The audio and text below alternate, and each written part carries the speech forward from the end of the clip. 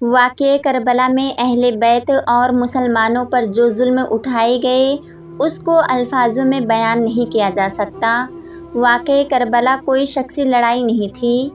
بلکہ یہ ایک نظریاتی لڑائی تھی جس میں اہل بیت، خاندان نبوت اور دیگر مسلمانوں نے اپنی جانوں کے نذرانے پیش کر کے حق اور باطل کے حدود کو واضح کیا۔ بسم اللہ الرحمن الرحیم۔ شروع کرتی ہوں اس بابرکت نام سے جو بڑا مہربان اور تمام جہانوں کو پالنے والا ہے۔ حضرت امام حسین رضی اللہ تعالیٰ عنہ نے دنیا کو یہ پیغام دیا کہ باطل کے سامنے ڈٹ جانا ہی ایک سچے مسلمان کی پہچان ہے۔ واقعہ کربلا میں بظاہر تو یزید جیت چکا تھا۔ حضرت امام حسین رضی اللہ تعالیٰ عنہ، خاندان نبوت اور دیگر مسلمانوں کو شہید کر دیا گیا تھا، مگر اصل میں یزید ہمیشہ کے لیے ہار گیا اور حضرت امام حسین رضی اللہ تعالیٰ عنہ ہمیشہ کے لیے کامیاب ہوئے کہ حق اور باطل کے حدود کو واضح کر دیا۔ محترم دوستوں، یزید اور اس کا ساتھ دینے والے جتنے بھی لوگ تھے ان کی نسلوں کے ساتھ بعد میں کیا ہوا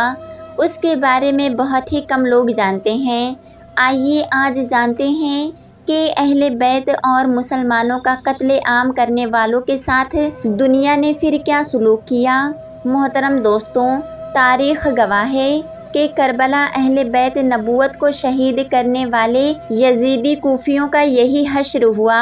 کہ مختار بن عبید کے دور حکومت میں یزیدیوں کا بچہ بچہ قتل کر دیا گیا اور ان کے تخت و تاج پر گدھوں کے ہل چلائے گئے، اور آج روئے زمین پر ان یزیدیوں کی نسل کا کوئی بھی بچہ زندہ نہیں رہا۔ حاکم محدث نے ایک حدیث میں روایت کی ہے کہ اللہ تعالیٰ نے اپنے حبیب صلی اللہ علیہ وسلم پر وحی بھیجی تھی کہ قوم یہود نے حضرت زکریا علیہ السلام کو قتل کر دیا تو ان کے ایک خون کے بدلے 70,000 یہودی قتل ہوئے، اور آپ کے نواسے حضرت امام حسین رضی اللہ تعالیٰ عنہ کے ایک خون کے بدلے 70,000 یعنی 1,40,000 کوفی مقتول ہوئے۔ چنانچہ اللہ تعالیٰ کا وعدہ اس طرح پورا ہوا کہ مختار بن عبید کی لڑائی میں 70,000 کوفی قتل ہوئے، اور پھر عباسی سلطنت کی بانی عبداللہ صفا کے حکم سے 70,000 کوفی مارے گئے، کل ملا کر 1,40,000 مقتول ہوئے۔